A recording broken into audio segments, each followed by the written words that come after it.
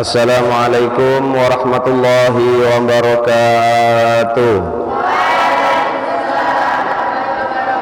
Alhamdulillahi rabbil alamin. Wa bihi nasta'inu ala umuri dunya waddin. Assalatu wassalamu ala asyrafil anbiya'i wal mursalin wa ala alihi wa ashabihi ajma'in. Allahumma salli wa sallim wa barik ala sayyidina wa habibina wa syafi'ina wa maulana Muhammadin sallallahu alaihi wa alihi wasallam. Allahumma allimna ta'wila wa faqihna fid din. Allahumma inna nas'aluka ilman nafi'an wa rizqan tayyiban mubarakan wa amalan mutaqabbalan walhamdulillahi rabbil alamin. Kita buka dengan melanjutkan membaca kitab Aqidati, sejarah atau riwayat hidup baginda Nabi Muhammad sallallahu alaihi wa alihi wasallam. Allahumma salli ala sayyidina Muhammad.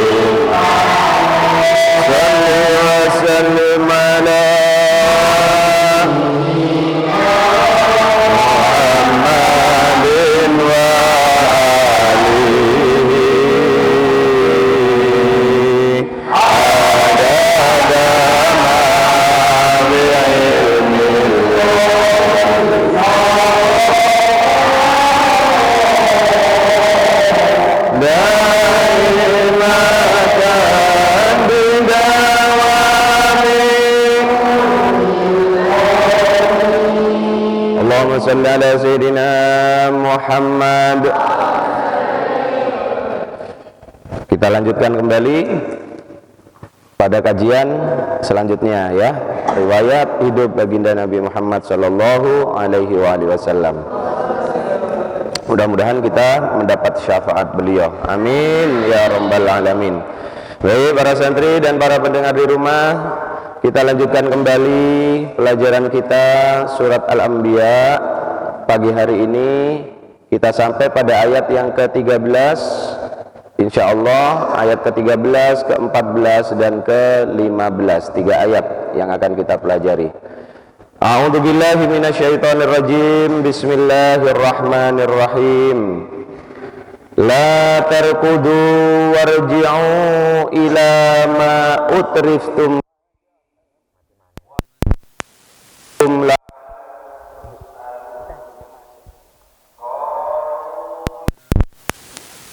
inna kunna zalimin. Fama zalat tilka da'wahum hatta ja'alnahum hasidan khamidin. Shadaqallahul azim. La tarkudu, janganlah kamu lari tergesa-gesa. Warji'u, dan kembalilah kamu ila ma utriftum fihi, kepada nikmat-nikmat yang telah kamu rasakan, wa masakinikum, dan kepada tempat-tempat kediamanmu atau tempat-tempat tinggalmu, la'allakum tus'alun, agar supaya kamu ditanya. Nah, para santri dan para pendengar di rumah, di ayat yang sebelumnya yang kemarin kita pelajari, Allah Subhanahu wa taala menyampaikan bahwasannya orang-orang yang zalim, yaitu orang-orang yang mengingkari ayat-ayat Al-Qur'an, padahal Al-Quran itu berisi tentang peringatan-peringatan dari Allah, yang apabila peringatan-peringatan dari Allah, petunjuk-petunjuk dari Allah di dalam Al-Quran itu diikuti oleh manusia, maka manusia itu akan mendapatkan kemuliaan, baik di sisi manusia yang lain, di hadapan manusia yang lain, juga terlebih di sisi Allah Subhanahu wa ta'ala. Karena dengan mengikuti aturan-aturan yang sudah ditetapkan di dalam Al-Quran, maka hidup manusia itu akan terarah dengan baik. Hidup manusia itu akan menjadi teratur. Seperti kita di dalam hidup ini menerapkan aturan di dalam diri kita, atau sebuah keluarga yang kemudian kepala rumah tangganya membuat aturan-aturan di dalam keluarga itu. Misalkan seorang ayah yang membuat aturan bahwasannya anak-anaknya diperbolehkan keluar dari rumah, tetapi setelah melaksanakan kewajibannya sholat, misalkan anak-anaknya boleh keluar rumah tetapi tidak boleh sampai melewati jam 9 malam misalkan. Nah, maka rumah yang orang tuanya membuat aturan-aturan kehidupan seperti itu, rumah itu akan dihuni oleh orang-orang yang mempunyai aturan-aturan di dalam kehidupannya. Karena kehidupan manusia itu tidak akan bisa berjalan dengan baik apabila tidak ada aturan. Santri mondok, kemudian di dalam pondok itu tidak ada aturan-aturan, maka kehidupan di dalam pondoknya itu akan carut marut. Tidak bisa kehidupan pondoknya itu akan menjadi kehidupan santri yang baik. Dimanapun kita berada, seharusnya di situ diterapkan aturan-aturan, karena memang harus ada. Nah, Al-Quran ini mengatur aturan-aturan kehidupan kita. baik kehidupan kita bersama sesama manusia, juga kehidupan kita kepada Allah Subhanahu wa ta'ala, diatur semuanya lengkap di dalam Al-Quran. Maka Allah menyatakan, kitabang fihi dzikrukum, kitab Al-Quran ini di dalamnya ada peringatan-peringatan yang apabila kalian ikuti, hai manusia, maka kamu akan menjadi seorang manusia yang mempunyai kemuliaan. Tetapi ternyata orang-orang musyrik, mereka tidak mau mengikuti apa yang ada di dalam Al-Quran. Maka Allah Subhanahu wa ta'ala menyampaikan, jika kalian tidak mau mengikuti apa yang sudah ada di dalam Al-Quran ini, hai manusia, hai orang-orang yang ingkar kepada Allah, sudah banyak negeri-negeri yang sudah aku hancurkan, kata Allah, yang aku binasakan penduduknya, karena mereka ingkar kepada Al-Quran. Nah, kalau sudah aku datangkan azab, kata Allah, maka kalian akan yarkudun. Apa yarkudun kemarin? Yarkudun, lari terbirit-birit, larinya terbirit-birit. Nah, di ayat yang ke-13 maka Allah menyampaikan, pada saat mereka sudah ditimpa oleh musibah, oleh azab, mereka lari terbirit-birit. Kemudian Allah di dalam ayat yang ke-13 ini menyatakan, la tarkudu, hei wong-wong sing zalim, orang-orang yang ingkar, yang kamu tidak mau memahami isi Al-Quran, yang kamu tidak mau menjadikan Al-Quran ini aturan-aturan di dalam hidupmu, kata Allah, la tarkudu, jangan kamu lari terbirit-birit, warji'u, ayo balik, kembalilah kalian, kembalilah kemana? Yaitu kepada nikmat-nikmat ma'utriftum. Utriftum itu adalah nikmat-nikmat yang sudah dirasakan. Ayo balik, kata Allah, ojo melayu. Nah, kalimat ini para santri dan para pendengar di rumah, ayat ke-13 ini adalah kalimat ejekan atau sindiran dari Allah kepada orang-orang yang zalim, kepada orang-orang yang zalim, yang tidak ngereken kepada Al-Quran, yang sudah tidak mau kepada Al-Quran. Ayat 13 ini adalah ejekan dari Allah. Allah mengatakan, la tarkudu, ojo lari terbirit-birit, warji'u, balik, kembali kamu, ilama utriftum fihi, kepada nikmat-nikmat yang sudah pernah kamu rasakan itu. Utriftum, nah ini pahami, utriftum ini berasal dari kata tarifa. Tarifa itu artinya adalah merasakan nikmat, tetapi lupa kepada yang memberi nikmat. Jadi utriftum itu adalah orang yang sudah merasakan nikmat yang sudah didapatkan, tetapi kemudian dia lupa siapa yang memberi nikmat itu. La tarkudu, jangan lari kamu, kata Allah, jangan lari. Warji'u, kembali kamu, kembalilah kamu kepada apa-apa yang sudah kamu rasakan selama kamu hidup.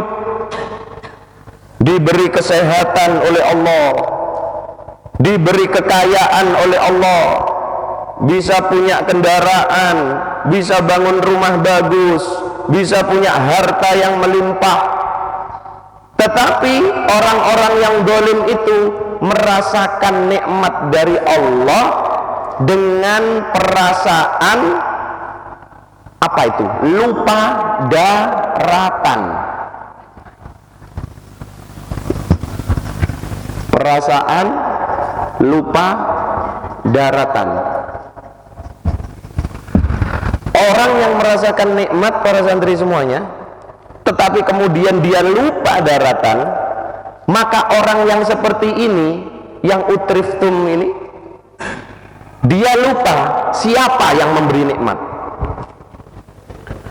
sehingga dia menganggap apa yang dia dapatkan, apa yang dia miliki itu dari usahanya sendiri. Dia merasa yang dimiliki dari usahanya sendiri. Orang yang utriftum ini merasa dia sehat, misalkan diberi oleh Allah nikmat sehat, dia merasa kesehatan itu atas usahanya sendiri. Kamu kok tidak pernah sakit ya? Selama bertahun-tahun ini kok kamu sehat terus? Maka orang yang utriftum ini akan menjawab, wah iyalah, aku kan pinter jaga kesehatan, makanya aku tidak pernah sakit. Dia akan jawab seperti itu. Dia lupa bahwasanya yang memberi dia kesehatan itu siapa? Allah. Allah yang memberi, tapi dia lupa. Punya harta melimpah, bisa bangun rumah mewah, kendaraannya sampai 5 biji. Maka begitu ditanya oleh temannya, usahamu berhasil, kamu sekarang bisa jadi orang kaya. 20 tahun yang lalu kamu tidak punya apa-apa, sekarang kamu bisa seperti ini. Maka orang yang utriftum itu akan menjawab, ya iyalah, ini karena usahaku. Aku bekerja sepanjang hari tanpa lelah, keringat aku peras, sehingga aku bisa menikmati kehidupanku yang sekarang. Ya, seperti itu orang yang utriftum. Dia tidak pernah mengembalikan nikmat yang dia dapatkan itu kepada pemberi nikmat. Tidak pernah. Tidak pernah mengucapkan alhamdulillahi rabbil alamin, terima kasih ya Allah atas segala nikmat yang engkau berikan. Tidak pernah mengucapkan seperti itu. Jadi merasa segala yang dia miliki sekarang, yang dia raih sekarang, itu usahanya sendiri. Menjadi orang yang pintar. Begitu ditanya oleh temannya, kamu sekarang jadi orang hebat ya, orang besar. Dulu kita sama-sama belajar di pondok ini, tapi sekarang kamu sudah jadi orang besar. Maka dia akan menjawab, ya iyalah, kamu dulu males, aku dulu belajar terus. Kamu tidur, aku bangun tengah malam, aku buka kitab, aku mutola'ah. Usahaku sekarang sudah membuahkan hasil ini. Subhanallah. Seperti itu orang utriftum. Dia tidak mengucapkan alhamdulillah Allah telah mempermudah aku untuk mendapatkan ilmu. Tidak pernah mengucapkan begitu. Semuanya dikembalikan kepada usaha dirinya sendiri. Inilah orang yang lupa daratan terhadap nikmat yang sudah diberikan oleh Allah. Maka begitu ditimpa azab oleh Allah, orang yang seperti ini akan lari terbirit-birit. Harta yang dibanggakan ditinggalkan. Maka Allah kemudian menyatakan, wa masakinikum, dan kembalilah kamu kepada rumahmu, tempat tinggalmu yang kamu bangga-banggakan dulu.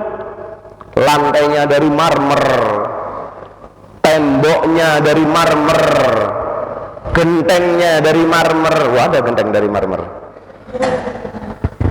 Jadi rumah marmer ini dibangga-banggakan. Setiap orang dipamerkan kemewahan rumahnya, begitu bangga dengan rumahnya, merasa dia bisa buat rumah atas jerih payah dirinya sendiri. Apakah itu atas jerih payah dirinya sendiri? Di sini ada peran dari Allah. Peran dari Allah sebagai apa? Sebagai pemberi nikmat. Kalian sudah berusaha seperti apapun, bekerja siang malam, nggak pernah tidur, tetapi kalau Allah tidak memberi, maka tidak akan kalian bisa mendapatkan. Santri sudah belajar begitu rajinnya, tengah malam bangun, temannya sedang enak-enaknya mendengkur, si fulan ini bangun belajar begitu giat, tetapi tidak dikembalikan kepada Allah semuanya, tidak meminta pertolongan dari Allah, bisa mendapatkan kecerdasan? Tidak bisa, tidak bisa. Akan ditutup oleh Allah pikiranmu, maka ilmu akan begitu sulit. Ngapalkan sudah 7 kali tidak apal-apal. Ada santri yang begitu, ngapalkan 7 kali sampai tidak apal-apal. Lebih habis 11 kali nggak apal. Karena apa? Pada saat buka kitabnya nggak membaca Bismillahirrahmanirrahim, langsung dibuka jebret diwoco, tempi tulas ya nggak apal-apal. Nah, ada keterlibatan Allah di dalam semua yang kita lakukan. Selain keterlibatan Allah sebagai pemberi nikmat kepada manusia, maka ada keterlibatan siapa lagi di situ? Ini jangan dilupakan, ini sering dilupakan. Ada keterlibatan siapa? Dan si fakir miskin, pekerja. Seorang juragan semongko, juragan buah semangka, bisa menjadi juragan enggak kalau enggak ada ini? Memangnya dia bisa ngangkat semangka dari sawah sampai ke truknya? Enggak bisa. Ada keterlibatan ini, si fakir miskin. Ini jangan dilupakan. Ini para santri semuanya, ini untuk bekal kalian, kehidupan kalian. Suatu saat kalian menjadi orang yang berpunya, orang yang berada, usahamu sukses, maka jangan lupakan ini. Inilah yang membantu kalian juga untuk bisa mendapatkan apa yang sekarang kamu dapatkan. Kalau tidak ada tukang pekul ini, tidak mungkin kamu jadi juragan. Kalau tidak ada si tukang pekul ini, tidak mungkin kamu bisa bangun rumah mewah, punya kendaraan, punya tanah di mana-mana. Tidak mungkin. Ada keterlibatan si fakir miskin, orang yang tidak berpunya ini. Mereka membantu kita. Jadi harta yang sudah kita dapatkan sekarang itu adalah juga peran dari mereka-mereka si fakir miskin, sahabat-sahabat kita. Kalau tidak ada mereka ini, tidak bisa kita. Fahim dong? Nah, maka Allah mengejek keangkuhan, kesombongan orang-orang yang dolim itu. Orang-orang jahiliyah dulu, mereka membanggakan harta mereka, terutama ketua-ketua sukunya, kaya-kaya, membanggakan, tidak mau mengikuti baginda Nabi. Siapa Muhammad? Muhammad dulu penggembala kambing, anaknya orang tidak punya, tidak mampu.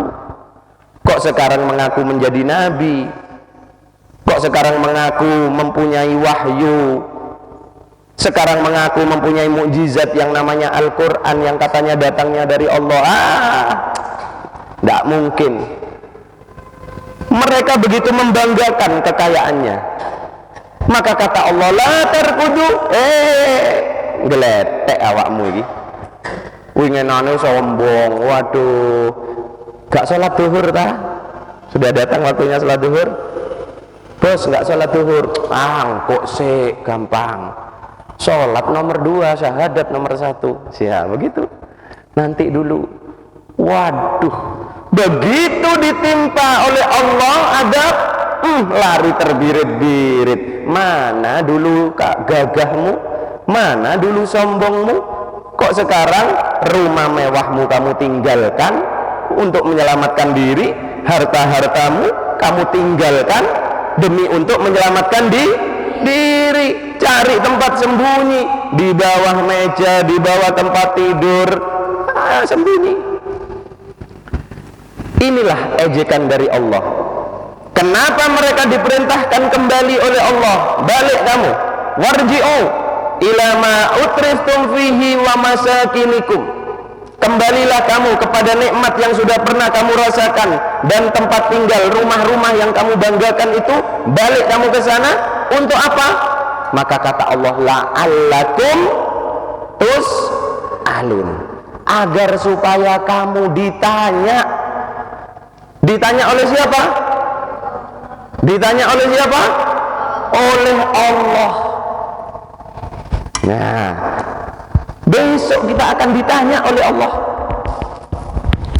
Maka di dalam satu hadis baginda Nabi Muhammad sallallahu alaihi wasallam, baginda Nabi menyampaikan, la tazulu qadama abdin yaumal qiyamah, tidak akan bergerak kedua kaki seorang hamba.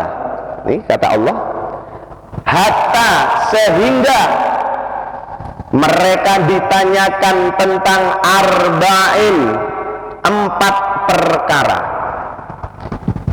Para santri dan para pendengar di rumah, besok saat kita di mahsyar, kaki kita ini tidak akan bisa kita gerakkan sebelum kita menjawab 4 pertanyaan dari Allah Subhanahu wa ta'ala.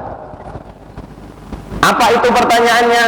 Yang pertama, an umrihi, tentang umurnya. Umur kita ini akan ditanya oleh Allah. Fima afnahu, kita habiskan untuk apa?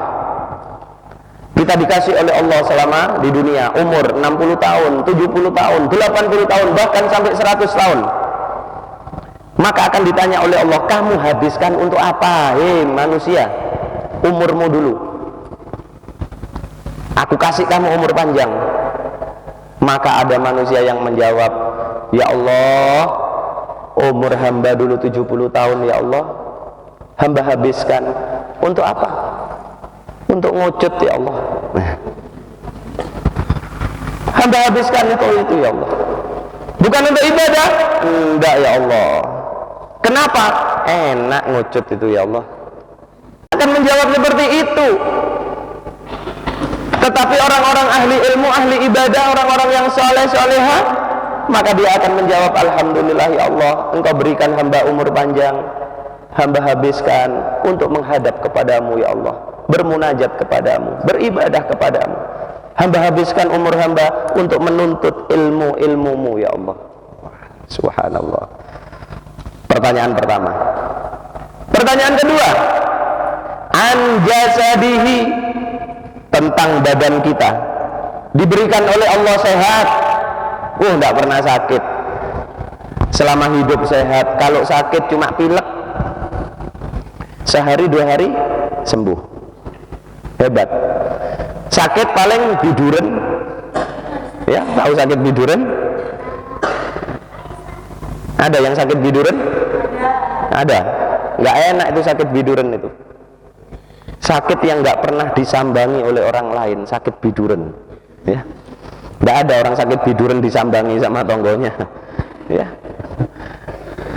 Maka ditanyakan oleh Allah, anjazade, tentang badannya yang sehat itu selama hidup.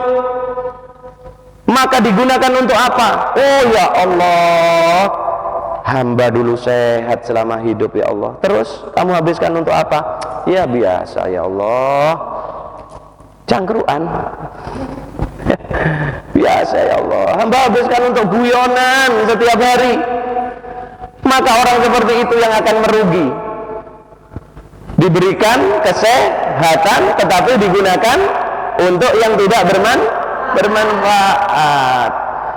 Kemudian pertanyaan yang ketiga, an ilmihi, tentang ilmunya.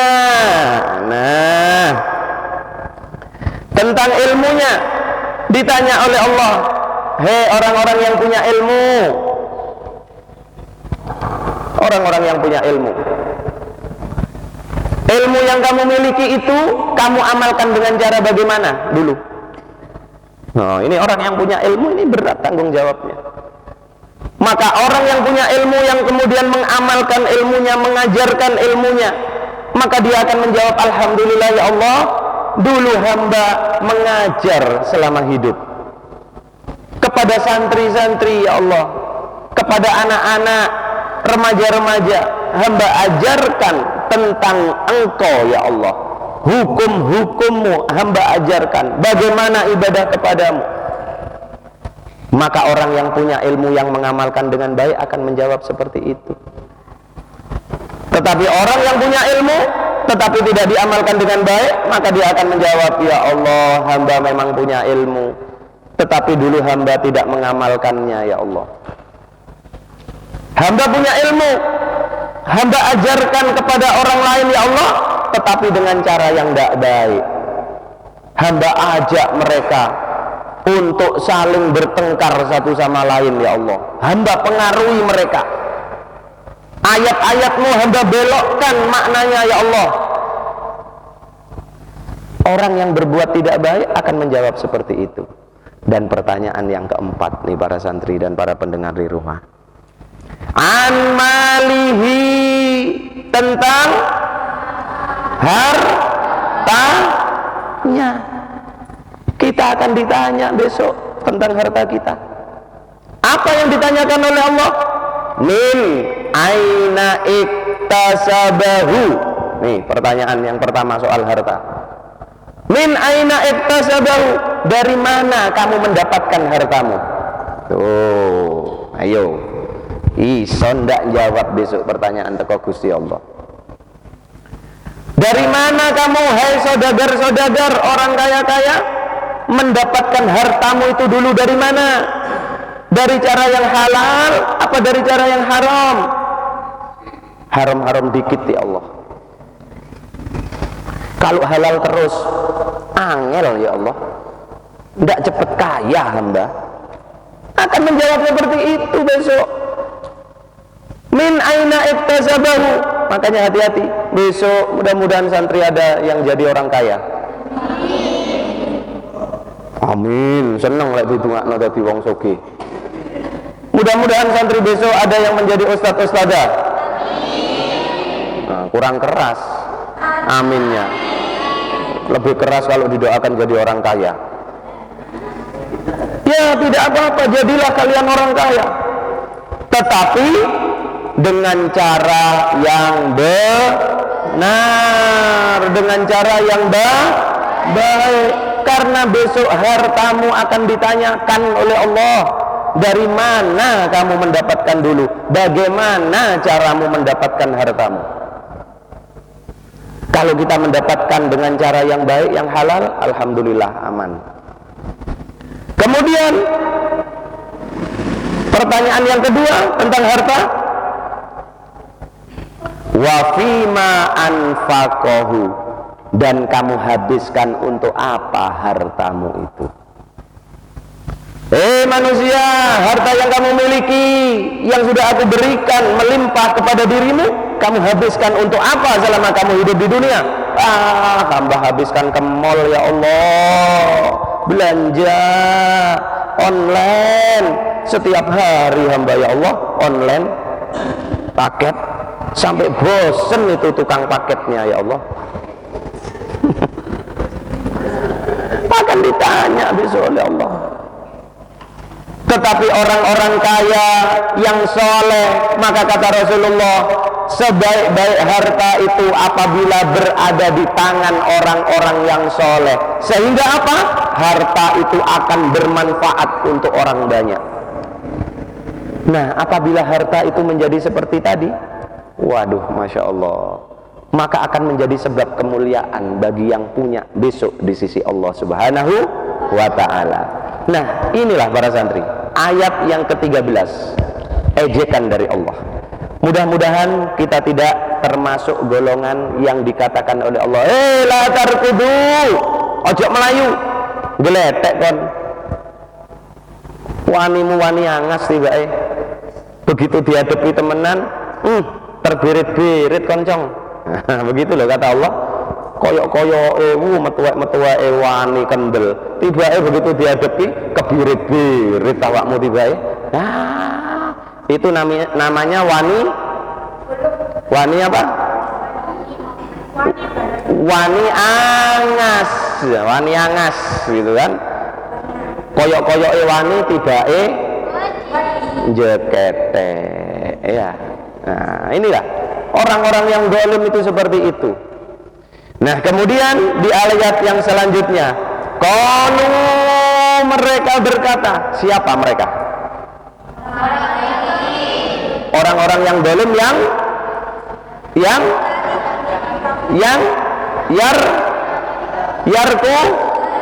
yarkudu. Apa yarkudu?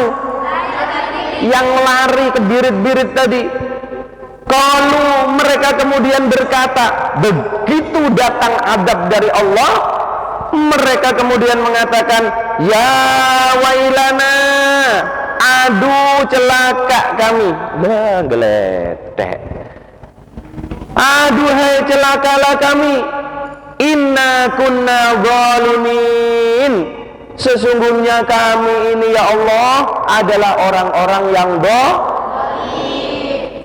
Ini kalimat apa ini? Kalimat penyesalan, tepat sekali. Ini adalah kalimat penyesalan. Penyesalan. Menyesal. Adab sudah datang, dia sudah merasakan kematian sudah di depan mata. Baru mereka kemudian mengatakan, ya wailana, celakalah kami. Kalimat penyesalan seperti ini para santri di dalam Al-Quran banyak. Ada ya laita. Ya laita sama maknanya dengan ya waila, sama. Mereka begitu menyesal saat itu, tapi menyesalnya pada saat adab Allah sudah datang. Kematian sudah di depan, nyawa sudah sampai di tenggorokan. Maka itu penyesalan yang ada guna enggak? Enggak ada guna. Penyesalan yang sudah tidak berguna lagi. Mereka baru mengatakan, ya wailana, inna kunna zalimin, sesungguhnya kami ini memang orang-orang yang zalim kepadamu ya Allah. Baru ngaku. Alah, kaset. Jari malaikat kaset gak wingi-wingi kon. Berkata nentek wisan. Ya, tekomu telat. Datangmu terlambat. Ya. Santri banin, terlambat kamu sudah. Santri banatnya sudah diminta oleh orang lain, kamu datang terlambat. Karena apa? Karena kamu tidak punya keberanian. Ya, ini orang-orang zalim itu. Inna kunna zalimin, sesungguhnya kami ini orang-orang yang zalim ya Allah. Baru ngaku, pencen biasa ngono. Lek wis kecekel baru ngaku. Ya, nah ini memang. Subhanallah, Al-Quran ini semua di dalam Al-Quran ini nyata di dalam kehidupan masyarakat, di dalam kehidupan kita nyata, semuanya ada. Menyesal itu ada dua macam. Baru melakukan langsung menyesal, nah masih selamat, tapi sudah melakukan, sudah lama nggak pernah ada rasa menyesal. Begitu sudah terakhir, nyawa sudah di tenggorokan, malaikat Israel sudah ada di atas kepalanya, baru ya wailana inna kunna zalimin. Dari malaikat Israel kaset, gak wingi-wingi kon, percuma saiki. Penyesalan yang tiada guna, ya. Nah, maka kemudian Allah melanjutkan, famazalat tilka da'wahum, maka tetaplah demikian keluhan mereka. Famazalat tilka da'wahum. Jadi keluhan orang-orang dolim itu para santri yang mengatakan inna kunna zalimin ya wailana inna kunna zalimin. Kata Allah, maka tetaplah keluhan mereka seperti itu hatta ja'alnahum, sehingga kami jadikan mereka itu hasidan khamidin, hasidan seperti tanaman yang sudah dipanen, seperti padi yang sudah dipanen.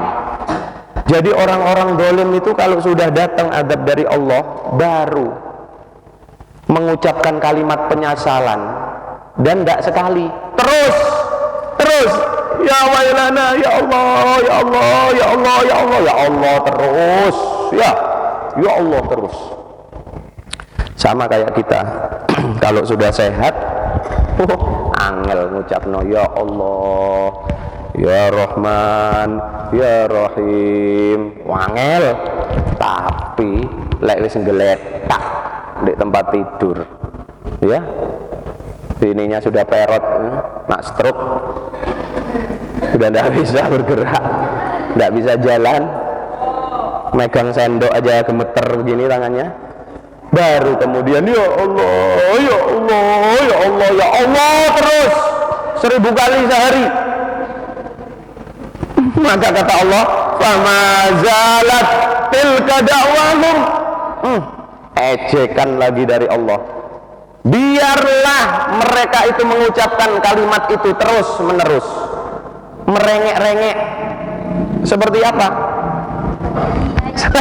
Seperti bayi, seperti anak kecil, seperti anak kecil yang minta permen, ya, minta permen sama orang tuanya tidak dikasih, tidak dikabulkan.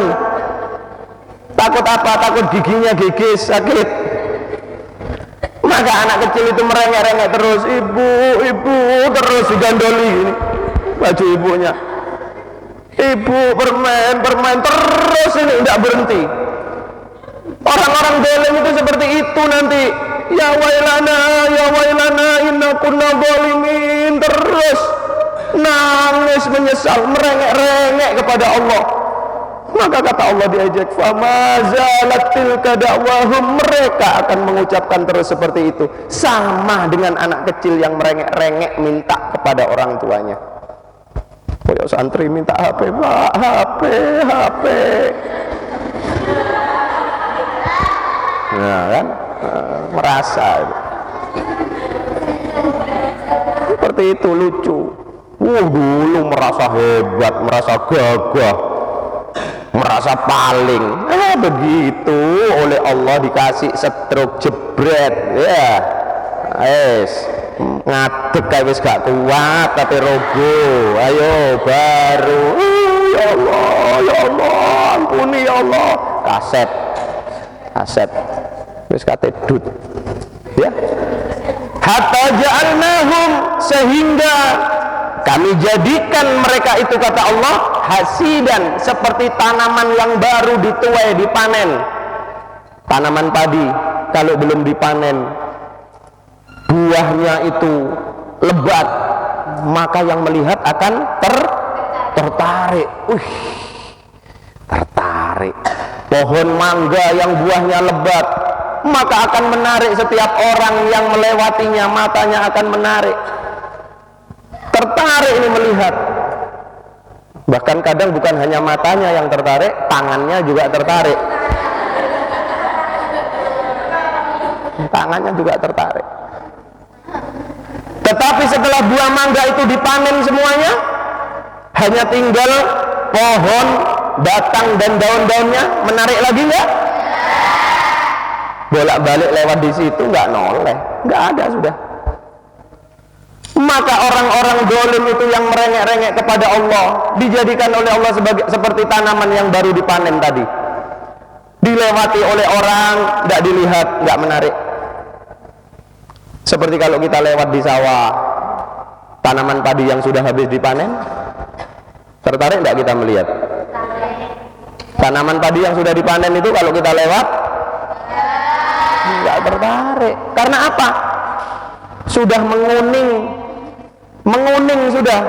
Menguningnya itu sangat menguning, wis tuwek pisan. Gak tertarik mana.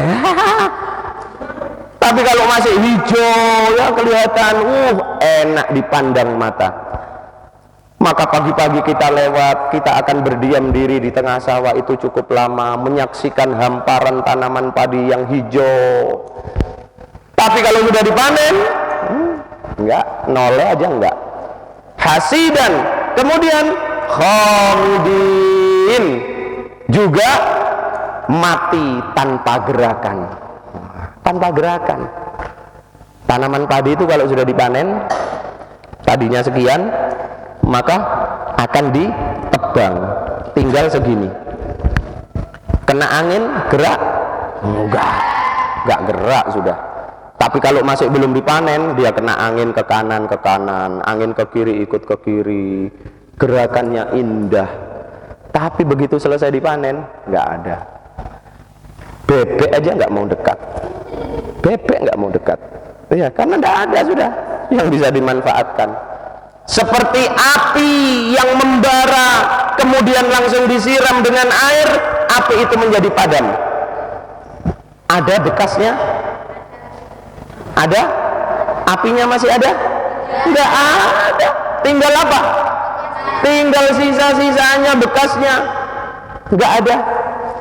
Rumah yang dibangga-banggakan habis kalau sudah dihancurkan oleh Allah.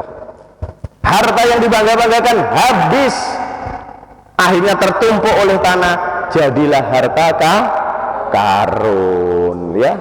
Harta karun itu hartanya korun, hartanya korun dulu yang terpendam itu, saking sogenya korun itu, kemudian dibinasakan oleh Allah, hartanya terpendam, sama manusia sekarang dicari sehingga dinamakan harta karun, begitu loh ya.